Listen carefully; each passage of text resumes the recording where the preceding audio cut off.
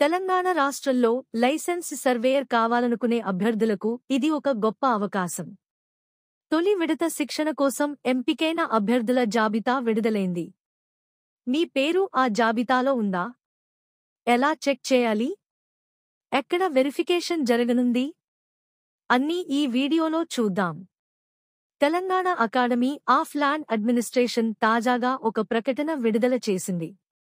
Licence surveyor శిక్షణ కోసం దరఖాస్తు చేసిన వారిలో తొలి విడత శిక్షణకు ఎంపికైన అభ్యర్థుల జాబితాను అధికారికంగా రిలీజ్ చేశారు.